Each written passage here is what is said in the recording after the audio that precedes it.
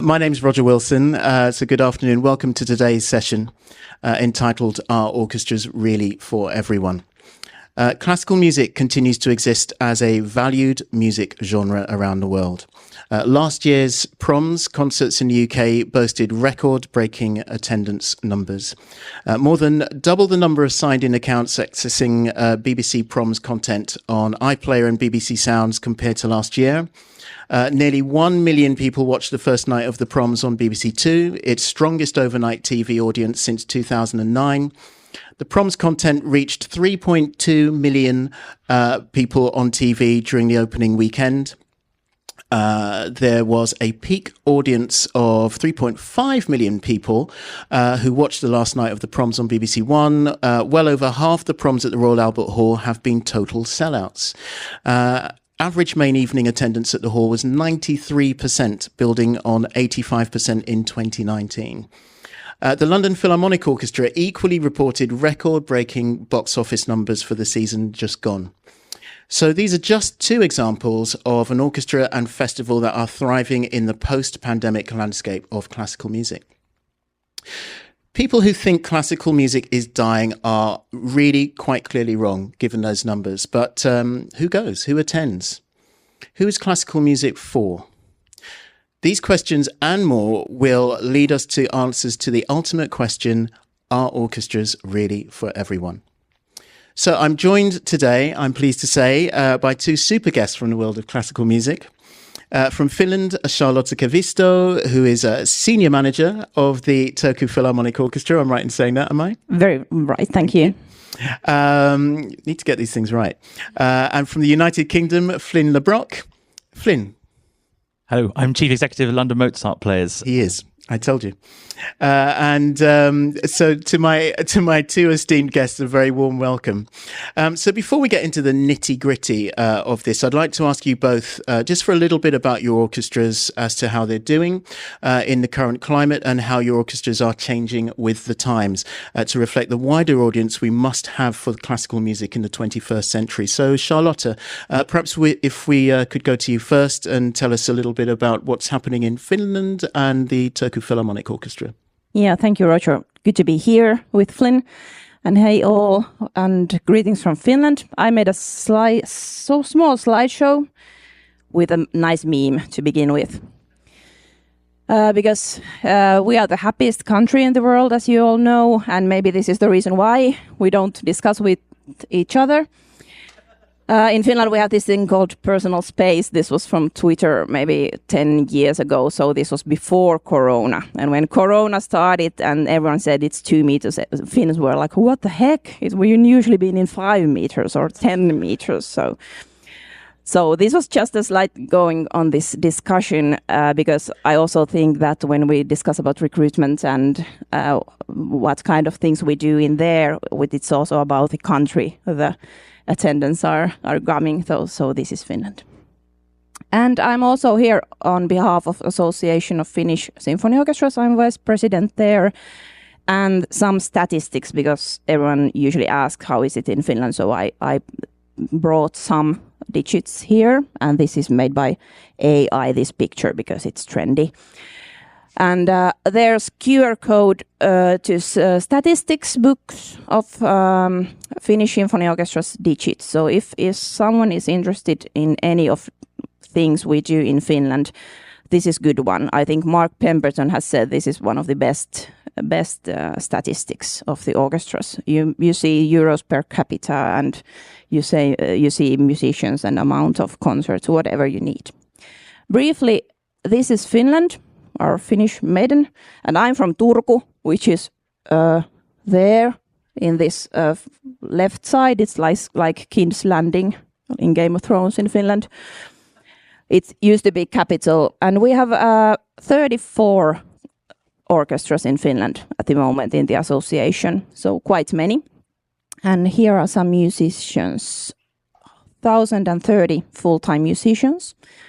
Average age is 48.7, women slightly under 40%, and foreign nationals 18.2. And foreign nationals totally are 5.8 in Finland, so it's a bit more in orchestras. Temporary musicians, a bit over 3,000. Unfortunately, we don't have statistics of the foreign nationals of these. And 158 full-time admin office, and I know Roger wants to ask of these. So women slightly over 60%, and I checked that general managers of chief executives are women 20 and male 14. So it's a majority of women in lead. And about statistics, because I think knowing is and knowledge is power, and that's why we do these statistics, and we try to lead and manage through these digits also. So we also have statistics about composers, soloists, conductors, and the new part is contemporary music in symphony orchestras, and all these digits are from the last year. So contemporary music, it's 18% and 25% of that is female-based. And firstly about Turku. Turku is the oldest orchestra in Finland, based from 1790. So it's quite old. We have played Beethoven and Brahms as a contemporary music there. We have 74 full-time musicians with slightly majority of men, 54%, and foreign nationals, 23%. So nearly quarter of our musicians are from abroad. There is Takuya, I don't know if you know him, he's a oboe player, Takuya Takashima. He's actively playing all around. Then our Matti, Finnish double bass, and then Nicolas Indermüller from Switzerland. So they are not Finnish. And 156 temporary musicians. And this is something I think we're discussing, screened audition screen there. But if you want to ask me something, the I has dropped. But it's charlotta.kivistö@turku.fi. That's mainly it. Thank you so much. Flynn, can you tell us a little bit about what's happening in London and more specifically London Mozart players? Of course. Hello. Thanks, Roger, very much for having me. We were just talking before this about how obvious it is when you turn up to an instrumental lesson and you haven't done your practice. I haven't created a slideshow, so I'm very sorry. But I'll tell you a little bit more about London Mozart players. We are based in Croydon in South London, which is a borough that has gone through some quite difficult times recently in London. But we have Fairfield Halls there, which is arguably one of the best acoustics in the UK, if not in the world. And it's a criminally underused concert hall at the moment. So we're doing our bit to try and bring that back. And Croydon has been London's Borough of Culture, which is a Mayor of London initiative over the last 12 months, which has had mixed receptions, to be completely honest. But what has been brilliant for us has been the opportunity to really connect with a new audience and with the people of Croydon in a way that I think in the past possibly LMP has slightly sort of parachuted in. And actually this year we've been able to spend a lot of time, and frankly that's because we've had more funding to make it happen, but we've been able to spend a lot of time working with local composers, with local music groups, with schools to really cement ourselves in the borough. And what that's actually led to is doing fewer traditional concerts, if you like, on the Fairfield Halls platform, but more work out in the borough. So that's been good. I think it's worth saying that LMP went through a very difficult time about 10 years ago and lost its funding from the Arts Council, which is the UK's national funding body, and also from Croydon Council, the local council. And the players took over the orchestra. So I'm not a player.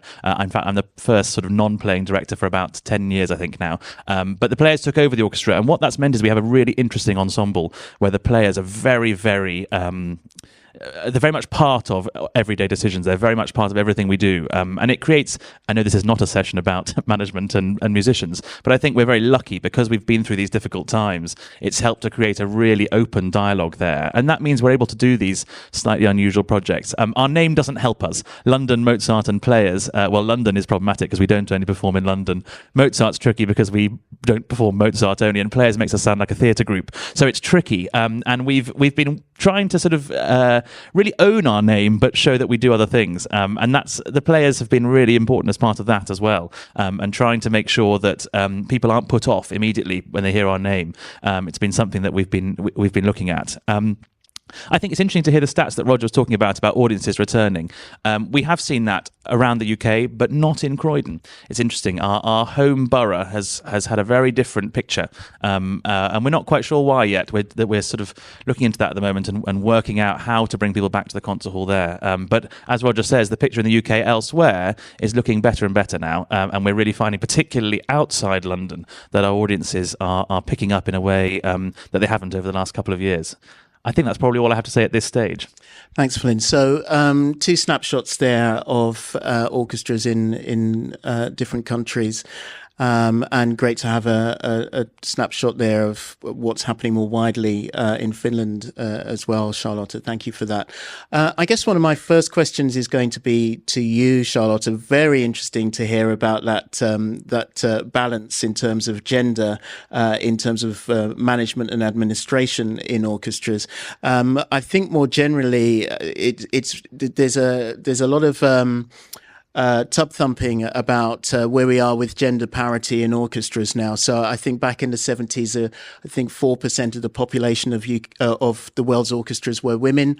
We went to about 12% in the 80s, and we're now moving in the direction of about 46% in terms of gender parity. But there is still an issue in terms of the hierarchical structure within orchestras, and we still see a lot of that power sitting with the male part of the equation, and thinking about that in the context of principal players, and certainly in terms of management. So I can certainly remember making a little plea at the ABO conference earlier on in this year, saying, can we have more women leaders? Because we know this is a good thing that should happen. So just wondering, what is that experience for you? Firstly, Charlotta, and is there something that we can learn about what's happening in Finland?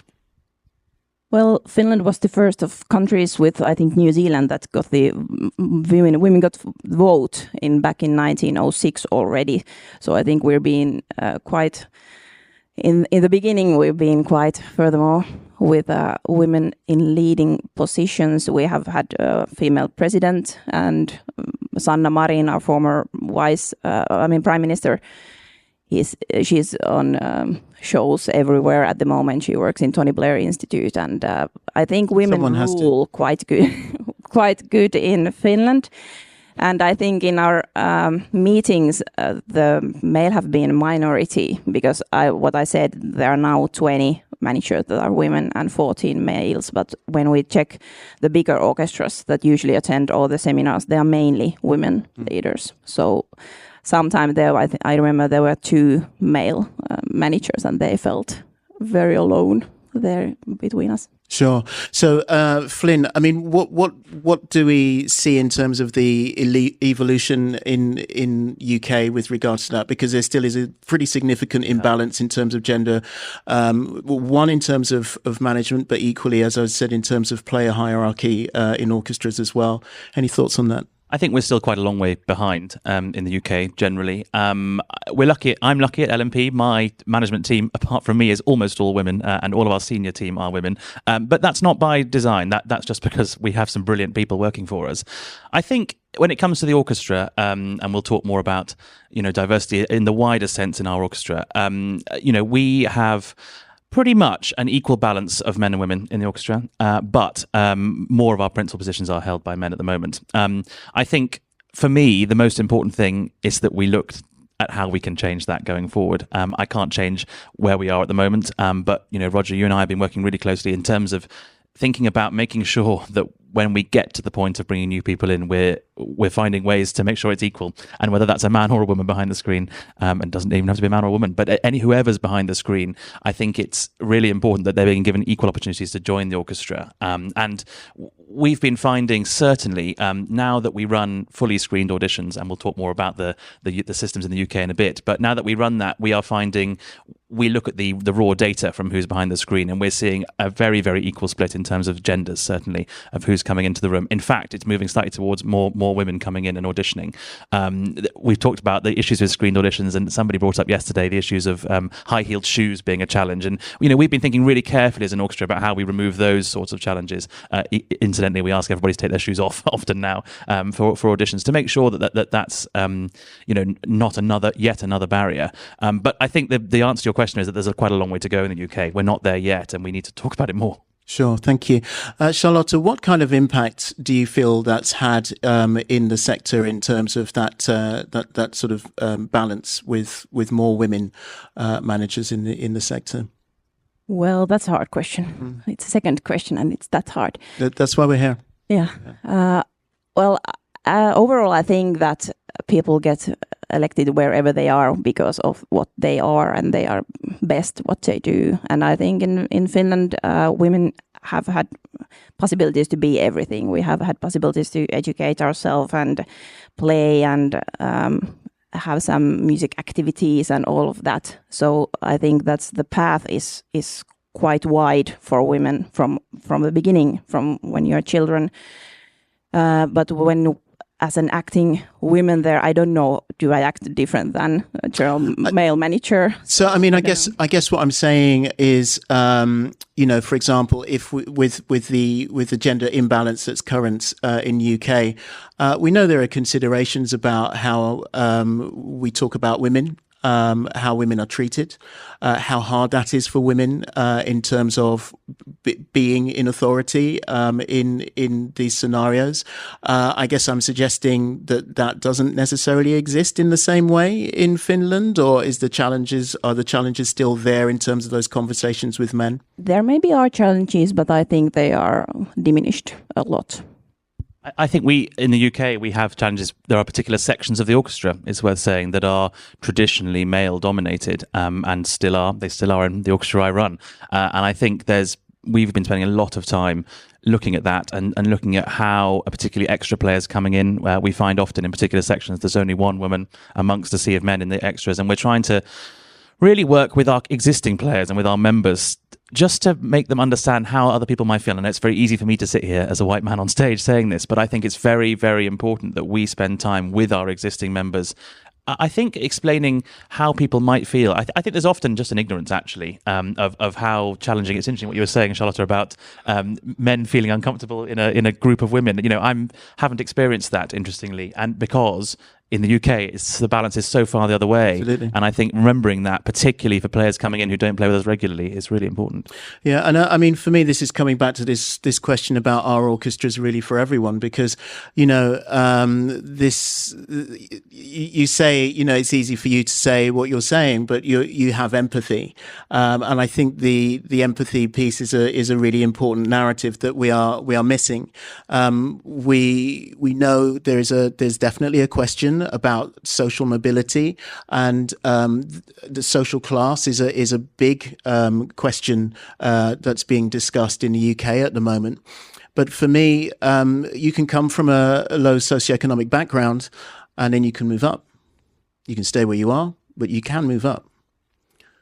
What I look like now, I'm just the older version of what I was a few years ago. I can't shed my skin. It's a suit that I don't want to take off. You wouldn't want to see it. But equally, there are some of our members of society, for example, gender disability, who cannot change who they are for any reason. And so I think that consideration about empathy is really quite valid. I just wonder if you have any comments on that, and but potentially even with regards to sort of training and learning resources for musicians in orchestras. Well, empathy is, I think it's the most important thing, and you have to have good wisdom and good heart to be here. But of course, as a Flynn white male, and me as a woman in a leading position, I haven't. Of course, I've seen something. I've heard something. I've heard older men saying that poor little girl knows nothing. But still, I'm here. I'm in this position, and I'm happily here. And I think, like I said, I'm glad I was born in Finland, because Finland is a good place to be, even with those wider spaces in bus spots. But still, but empathy is important, and we have tools to improve that and improve and get better knowledge of these things. And in Finland, it's very trendy at the moment to this kind of a safer space. I don't know if you're familiar with that, but that's a good tool. And we just started the safer space project in Turku this spring, and it's very good in its very raw way also to understand that there are people that don't understand each other so well that maybe I try to do. Absolutely. So, just picking up on that, thinking about safer spaces, I'm thinking about Black musicians in orchestras. I want to say I'm thinking about disabled musicians in orchestras, but if anyone knows any, please let me know. We have challenges with that. I'm thinking about women in orchestras. I'm thinking about musicians in orchestras from the LGBTQ plus community. How do we make our community environment, that is the orchestra, safer spaces for musicians? How do we ensure, for example, that members of the LGBTQ plus community who are musicians in your orchestras can tour to territories where the culture does not support their own identities? How are we able to do that, or what are your thoughts on what we might be able to do, Flynn? I think, gosh, lots of questions in there. I'll try and answer them in order. But I think one of the key things for us has been speaking to we have a players committee, and this topic has been coming up a lot recently about making sure that people coming into our orchestra, wherever they're from, whoever they are, feel welcome. And I've been asked to give practical suggestions to players. Players have said, well, we are welcoming. What are we not doing? And I've said things like, well, have you invited them to join you for the meal in between the rehearsal and the concert? Have you invited them to join you at the pub afterwards? And those sound like really silly things, but they're so important. Have you invited them to sit next to you on the bus? Have you included them in your plans to get to the airport, lift sharing, those things? And actually, it sounds so simple, but it's something I think our orchestra weren't really aware of, weren't aware that they were, and I include myself, all of us weren't aware really that we were that was a way that we were presenting a bias, putting up a barrier to people joining us. So little practical things like that, I suppose, are one thing.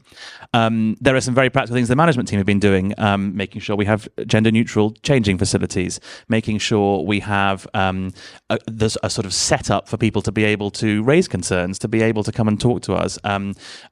I emphasize with my team all the time, the management team that is, that we should be present. I feel we should be a very present management team. I'm always there at the beginning and ends of rehearsals.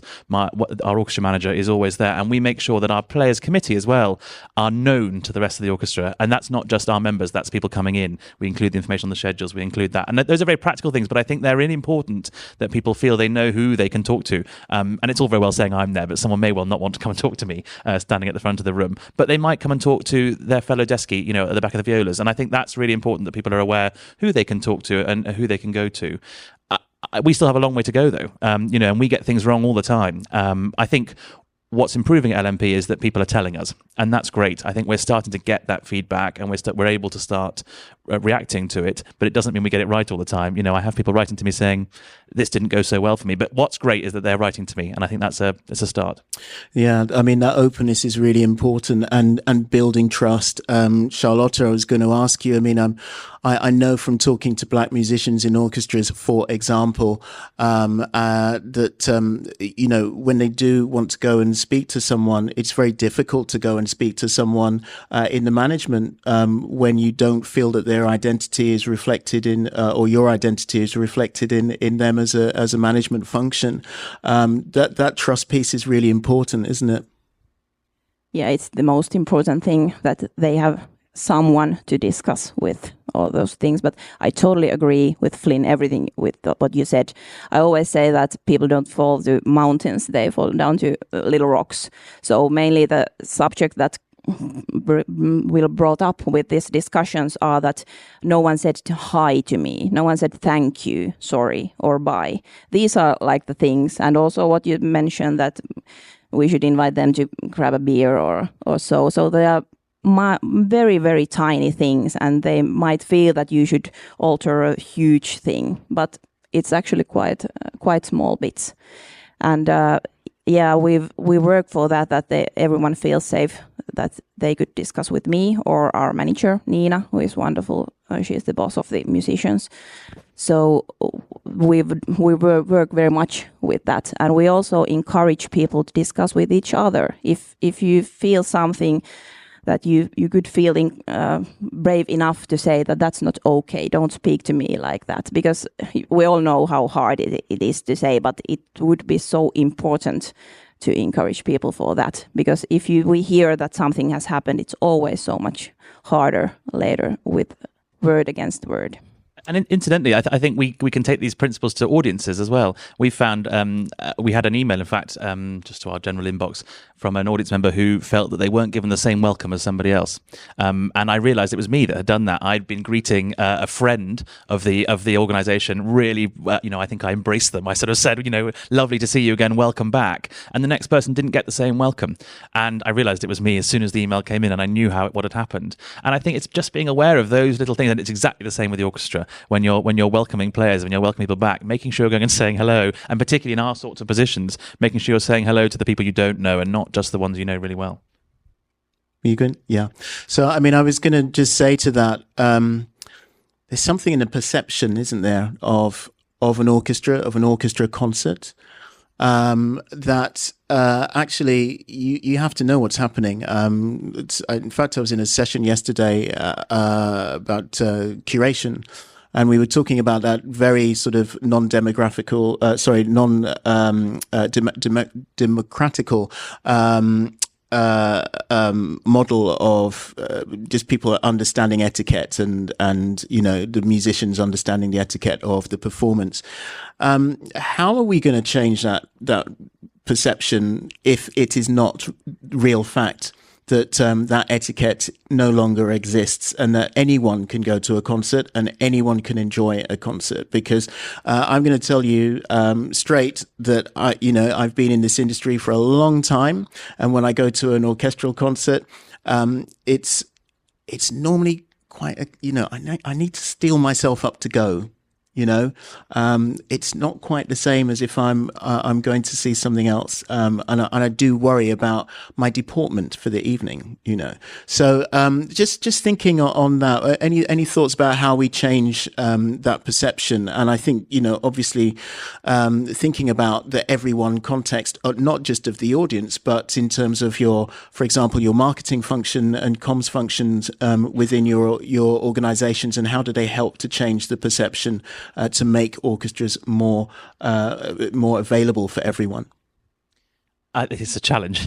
It's the first thing to say. I think we've had an interesting time. I've been in my role about 2.5 years, and we have a very, very loyal core of followers who've supported the orchestra for, God knows, 75 years, some of them, and they know what LMP is, and that's what it is. Goodness knows if you change it. And I think there's a very careful balance we have to do, because we mustn't forget about those people. But times have changed, and I think what I've found is that challenging our audiences but taking them with you is the key thing. You talk about marketing, Roger. One of the things we've very much changed the way we talk about ourselves. We use a much more informal tone of voice. I hope you've noticed this if you've seen any of our stuff. We use a much more informal tone of voice. Yeah. we use bright colours. We don't use sort of traditional headshots of players. We've tried to change the way that we present ourselves, and that's been really challenging to some of our audience. But what I've found is that opening the dialogue, which is dangerous sometimes because you get all sorts of feedback, but that's really helped. And I'd love to give a little shout out to Emma at the CBSO here, I think, because she had a lot of criticism publicly for what she's doing there. And I think it's really, really exciting what they're doing there. It's my job in a much bigger scale. And I think what we've all got to do is try and challenge that perception a little bit, because otherwise people are going to keep coming to our concerts and feeling unwelcome. We have a particularly interesting situation in Croydon, because there isn't, apart from our sort of core follower, there isn't really a classical music scene, if you like. So a lot of the people coming to our concerts are coming into the concert hall for a first time, and certainly to one of our events for the first time. And we've been thinking, I've already talked a little bit about the sort of customer service side of it, but we've been thinking about our presentation, and all those things that everybody knows about, like clapping in between movements. And I think it's really important that we don't keep pushing that, which is a bit controversial. And I think there was even a controversy here on Monday about that. And but talking at concerts and really engaging with the audience, making people feel a bit more welcome is a start. But similarly to what we were talking about before, it's certainly a journey we're going on, and we do meet a lot of resistance. I think it's worth saying that we meet a lot of resistance to this change from the people who would sort of say that they are LMP, if you like. I'm going to call them the players, just for full. I didn't say that.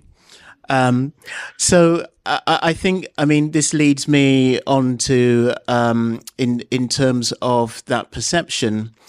It's difficult to change that perception when the people that we're seeing on our stages do not necessarily reflect wider society in the 21st century. So I want to just go on to talk about how we recruit those players to be more from a more diverse talent pool.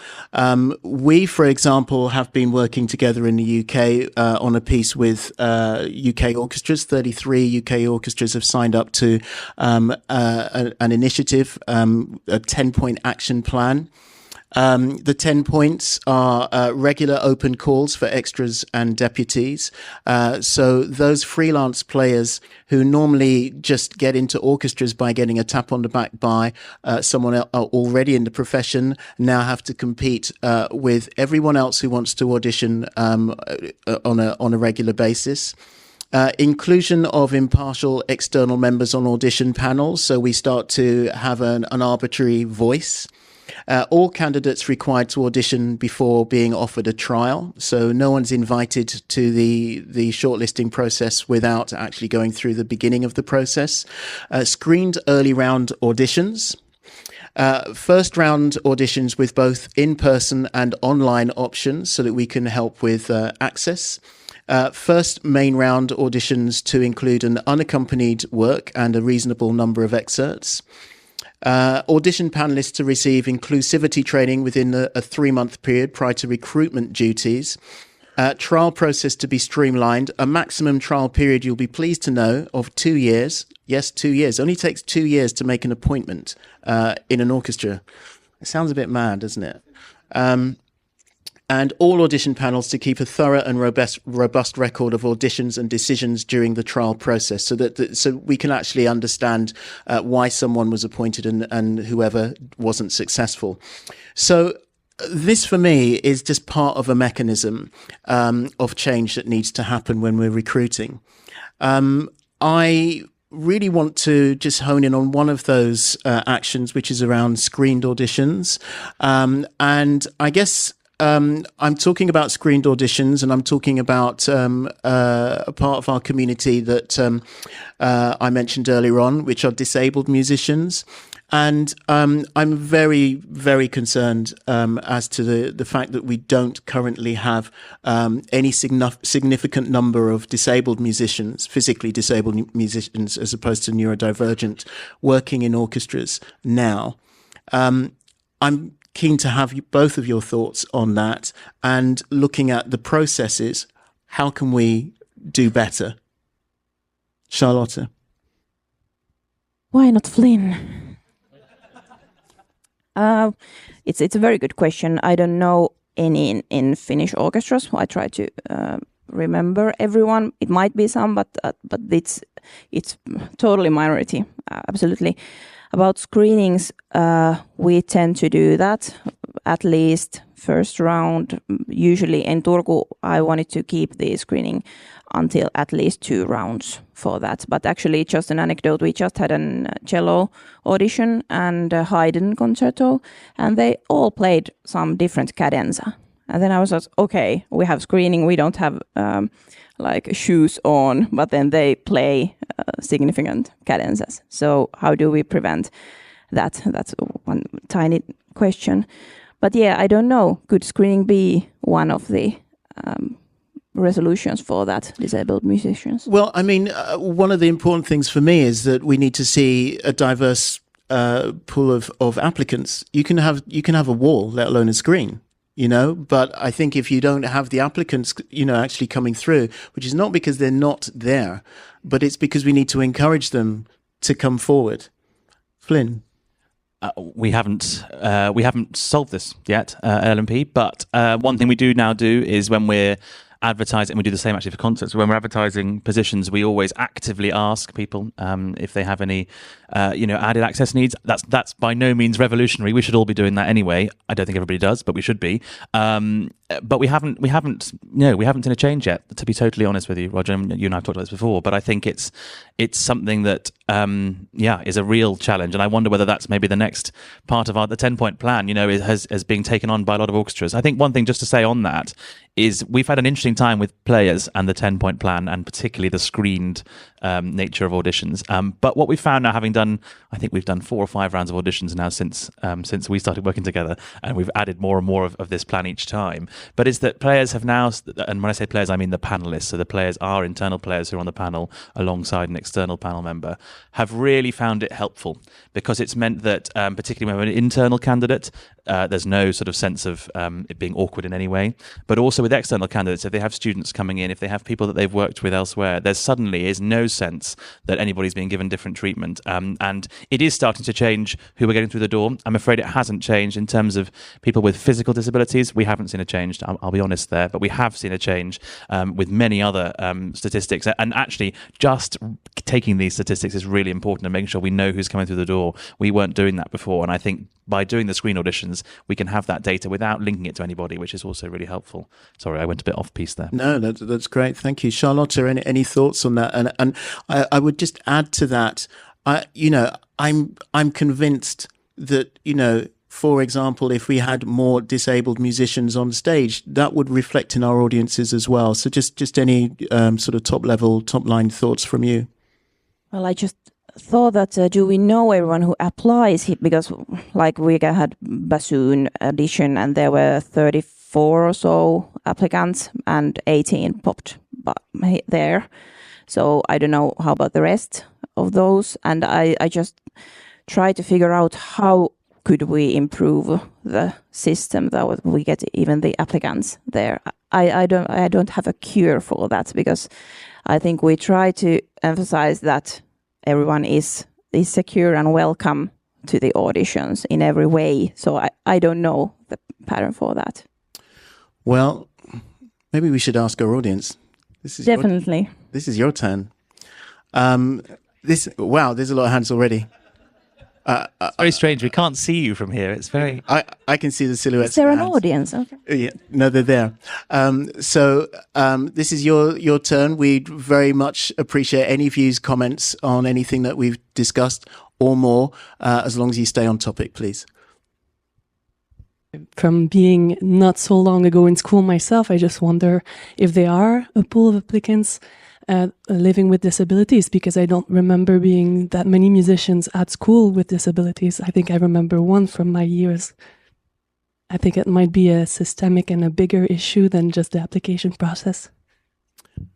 I think you're very right. I mean, before I hand over, one of the things that is really a concern for me, just more generally, for example, I mean, I know I agree with you, but this is just an additional observation. I personally am very concerned. I was speaking to, there was a member, I think Dorothy's in the audience today, but she was at, hi Dorothy, yes, you're there. And we were talking 2 years ago at Classical Next, and I was saying, whatever you do, just don't keep programming Sheku Kanemason. I love him, he's wonderful, but there are more black musicians out there. And one of the pieces of work that we do at Black Lives in Music is about the talent that is there right now, and showing people that there is more talent out there than just the ones that you know. I think, for example, it's very problematic. I know this is being filmed, but I think it's very problematic that Chineke Orchestra play every single year at the proms. Like there isn't anyone else out there who can be on the proms who looks like us, me. Para Orchestra are playing their first prom this year and probably will be there perennially. I really wonder if we're actually de facto ghettoizing musicians by corralling them in the orchestras that they play in and identify with in terms of their own identity, and not actually developing a wider infrastructure that needs to be there to actually incorporate a wider and more diverse talent pool. So that's my first initial. Just on what Roger was saying about sort of widening our networks, I think that's something that we all need to learn. I've certainly been learning it over the last 2 years, and Roger has really helped with that. And I think organisations like Black Lives in Music play such an important part in this, in introducing us to people that we haven't otherwise come across. You know, and I'm ashamed to say I haven't come across those people, but I haven't. And Roger has made some really helpful introductions to LMP, which has just widened the pool of people we know. It doesn't mean we necessarily booked everyone that Roger's recommended, but we've widened our pool of thinking, and it's great. Sorry, I haven't booked everyone. Yeah, sorry. Shouldn't have said that. I won't be appearing ever again on this panel. But what it does mean is it absolutely widens our pool, and it's really, really helped me to think. And I wonder whether there's and maybe again, to my shame, I haven't come across it, but there's an organisation who are doing something similar for disabled musicians. I think that'd be a really interesting, and if it doesn't exist, or it does, please tell me, or if not, we should set it up, because I think the work you're doing, Roger, is really important, and I think we need to do a similar thing for disabled musicians. Yeah, definitely. It's like a Barbie thing when you started to do Barbies with like they are astronauts and then they have disabilities and stuff. It's important for children. So we just had an independence concert last year in December, and we had a female conductor, and there was a bunch of girls, small girls sitting just in front of me, and they were like, "Oh, girl can be a conductor," and I was just still this day. So yeah, that's why it's important to have all kind of people in the podesta and in the stage. Thank you. I was wondering where you're going with Barbie, but I got it in the end. Barbie, you always need a Barbie in a seminar. Thank you. I'll remember that. So next question. Hello, I'm here on the lower levels on the left-hand side to you. Hello, I'm Ruth. I'm a producer. I work for Polyphony Arts, and I thank you for bringing intersectionality to the stage and actually talking about disability. This is the first time on a panel this week I've heard disability talked about. I identify as neurodivergent as well, and I work with Polyphony Arts, and we are now trying to do, Flynn, what you kind of were just talking about, which is acquiring those skills necessary to enable disabled musicians to access the music industry in a really meaningful way. We just finished a project called Song in Sign, which toured around the Guildhall, RBC, RNCM and RCS in Glasgow. It was wildly successful. We included Rhiannon May, a deaf actor, and Petra Dobre. Deaf actor Rhiannon is now going to play Beethoven at a prom this year. Brilliant. She's also on Silent Witness, if anybody likes a little crime drama. My favourite. She's really, really fantastic, and we went through a huge learning process there. And what we to semi-answer your question of how can we kind of make those steps, it is, as the previous lovely person said, it is completely institutional. I believe in the orchestras, because I used to work for an orchestra. In fact, I worked for the CBSO. I believe that we do need stronger structures of HR. I know for a fact that HR is often distributed between senior management. We need dedicated members of staff who are there for orchestra welfare and for staff welfare, because you need these impartial people to talk to, and I completely agree with having impartial people on panels as well. I think that's so important. And there was something else I was going to say, but it's gone. So yeah. I mean, you're in my head. I think like everything you've just said is just so valid, and I think that HR function is so key. One of the big problems that we have in the UK, and I know it will vary to different extents around the world in terms of orchestras, is just the size of orchestras and the resources that they have, and that can make this all too problematic and for us to fall back into tradition. But thank you, appreciate that. Our next question, please.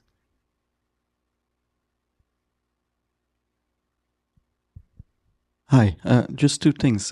When we talk about representation, especially of disabled artists, of course, there's disabled composers who can make the presence on stage I hear you. way more diverse, the presence of what is being performed. And Ben Lunn, I don't know if he's here, he's walking around of the Disabled Artists Collective Association. I don't know how they group these things, but he's here and he knows a lot about these things, so get in touch with him.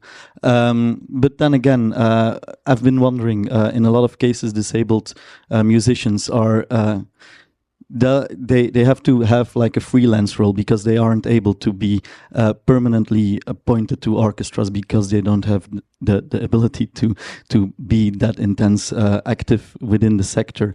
And are there in a lot of cases the permanent musicians have a stronger position in the orchestra than the freelancers? And you were talking about safer spaces. Are there things that your orchestras are doing to make the orchestra safer for freelance musicians and in that way safer for a more diverse group of musicians?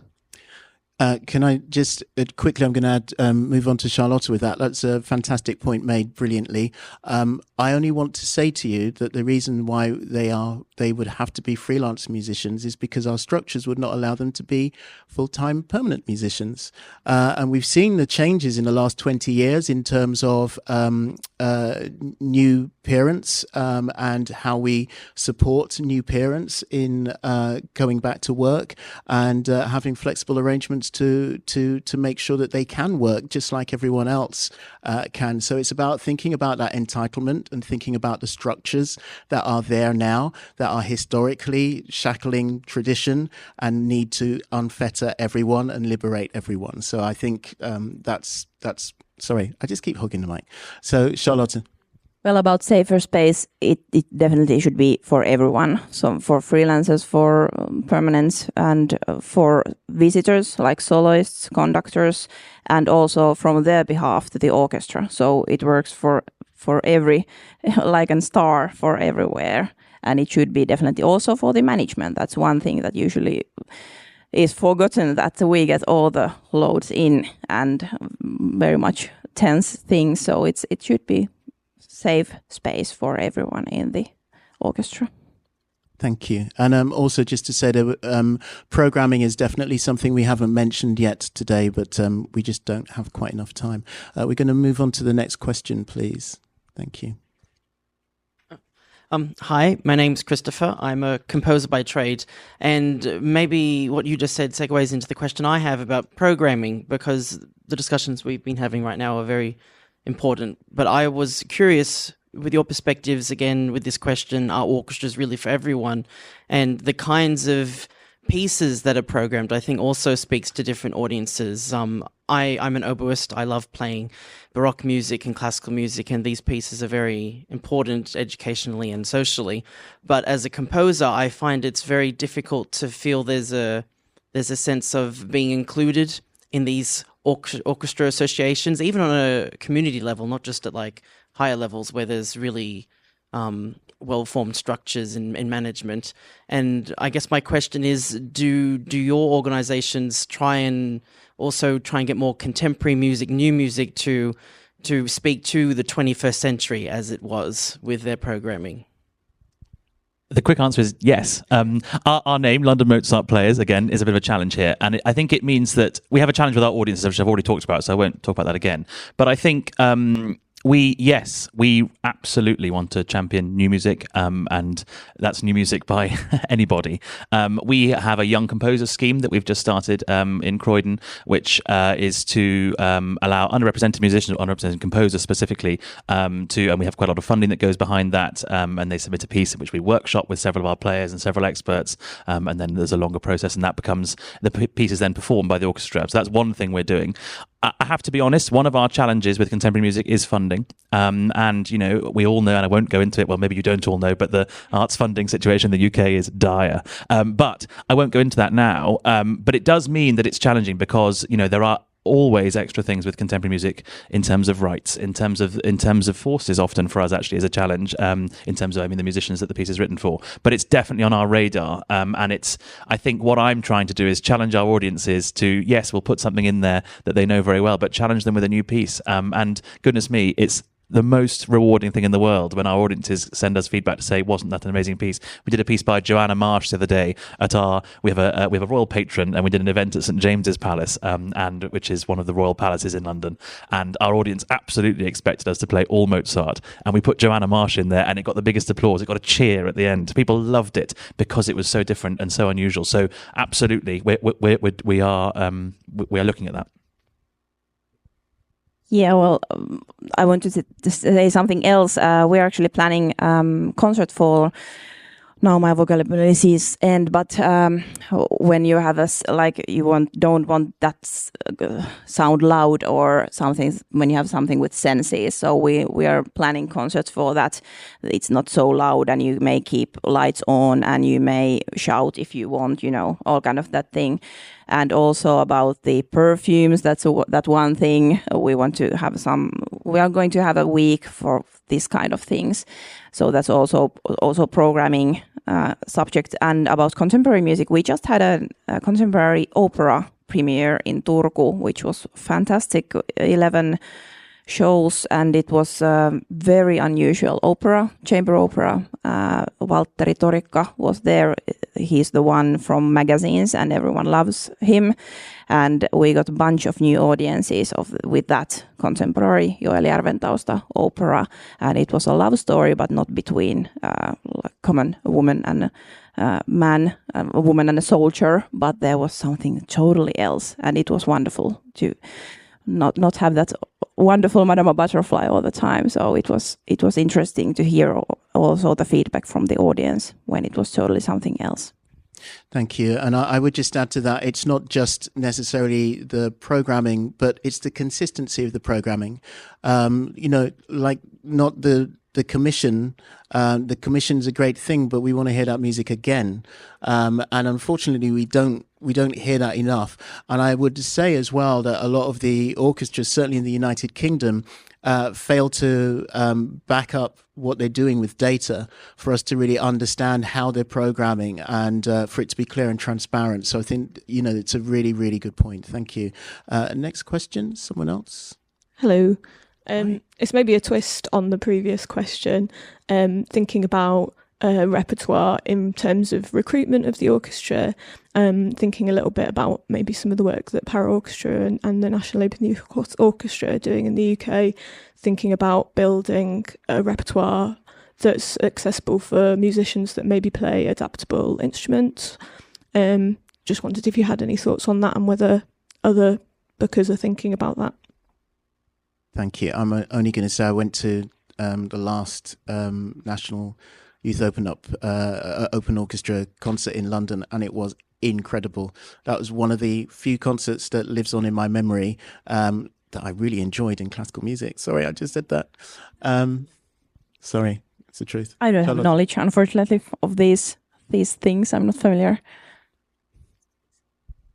We haven't got very far with it yet, to be totally honest with you, but it's something that we have been looking into. So we did a recent community project in Croydon as part of the Borough of Culture I mentioned earlier, and we were working with a group of musicians. Well, they weren't musicians actually, the group of players who came in, and we weren't able to accommodate one of those players in the performance, and that really stuck with me and the team actually, and it's something we're now working with an external consultant who's helping us with that for the next. We're doing another project in February, a similar style, and we're looking at how we can make sure that we're including people with things like adapted instruments. Is something we've been looking at recently, and actually it's fascinating the instruments that you discover when you've been looking through that. And I think it's something that our team and our players haven't thought about enough, but we are now, but we haven't got there yet.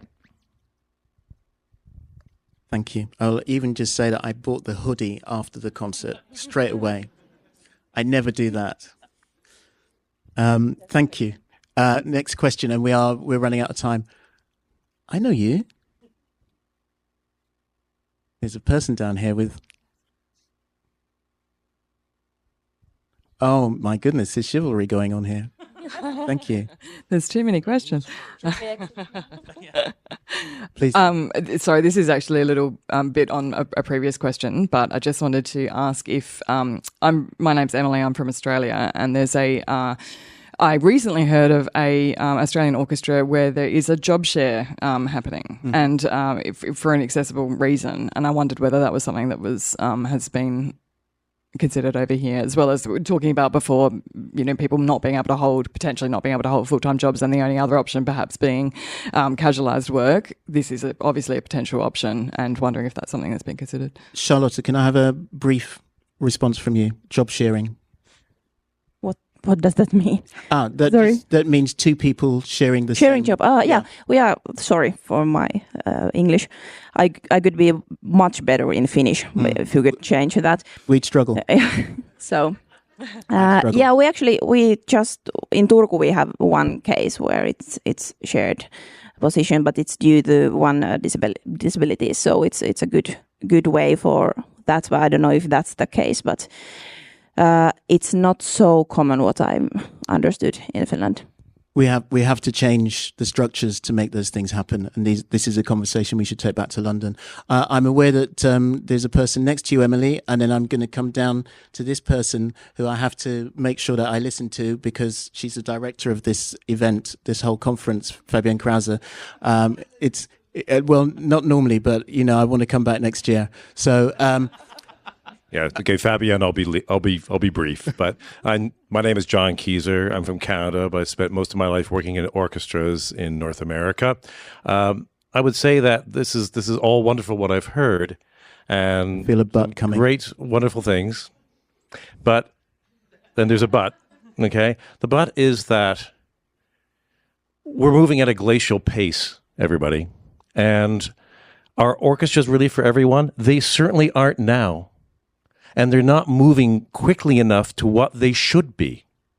And there's lots of discussions of how we might do that. But if you look at industry, and definitely if you look in the United States, if you look at those organizations that actually outperform what is this common characteristic, because they have completely diversified in every way their workforce.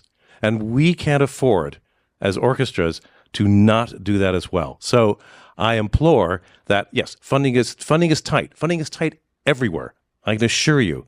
But there's the other but. It's a priority. It's a priority because it's a survival. Okay, so I just implore everybody to just rethink your priorities, strategize how you're going to make this a through line as opposed to we'll do this here, we'll do this here, we'll do this here. No, it has to be absolutely inculcated into the organization. Sorry, I'm getting too passionate. Thank you. And we're just going to move on to Fabienne. And while we're moving the mic there, I just want to say I've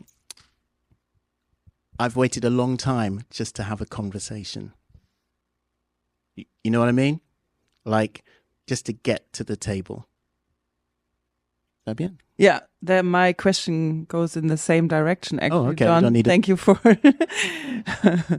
for that, because I wanted to ask, what's your prediction? How long will it take to have the same representation? No, I mean, in the sense of, the countries are so different and they have different resources. They have different strategical plans.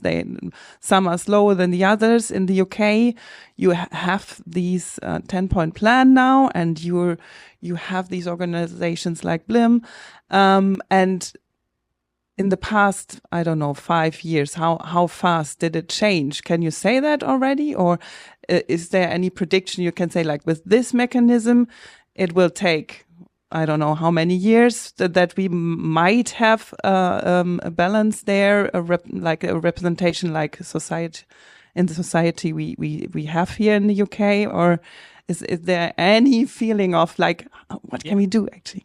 I'm not going to give you a number of years because this is being recorded and it'll be played on some website somewhere. But what I will just say is I think I haven't been in this industry actually for all that long. I've been in the industry, but not in orchestras for all that long. And over the last 2.5 years, I think there has, in the last probably even 6 months to a year, there's been a bit of a change in UK orchestras. And that's a lot of the work that Roger's been doing with the Association of British Orchestras, which is our Association of Orchestras, obviously. And this 10-point plan, though, is the first time we've really seen action being taken. There's been a lot of conversations, and then Roger, as he says, has taken a long time to be able to even have the conversations. But those have been happening for a bit now. This is the first time I've really seen some action being taken. And I think it's exciting. It's terrifying in many ways, and it's hard, but it's exciting. And I think there is a change coming. It's moving a tiny bit faster. And I think we need people like Roger and the work he's doing to really challenge us. And for us as the managers to be able to challenge our organizations. And as you were saying, John, to make it an absolute priority. And it's something that I hope we are getting towards, certainly with our organization. Yeah, we need change. I think this is obvious, and we need to do it together. We need cooperation. We need discussions like this. We need Roger when we need each other. Everyone needs Roger. Yes, please. Just quickly, because we do have to stop now. So just to ask that question, John answered it, but just to ask everyone, just hands up, how many people think orchestras are for everyone? There you go. In reality, right now. I mean, I could have asked that question at the beginning. It would have been a really short session. So I do want to thank my two guests here. I had a whole spiel, but we run out of time, and I'm on classical music time today rather than jazz. So I want to say huge thanks to Charlotta Kivistö. Thank you so much. I'm just so glad we did English today rather than Finnish. Thank you hugely to Flynn Brocq. Thank you for all of your views, and especially thank you to the audience. And just look, it's standing room only in the aisles. That's how busy it's been today. Well, sitting room only anyway. But thank you, and a huge thanks to Fabienne Krause. She's here today. Fabienne Krause is here today, and that's for the purpose of the video. Thank you so much, and please internalize some of these conversations. It's a call to arms. John has made a very impassioned call to arms, which I second, as I'm sure all of you do here. Think about what you can do to drive the change we want to see. Thank you very much.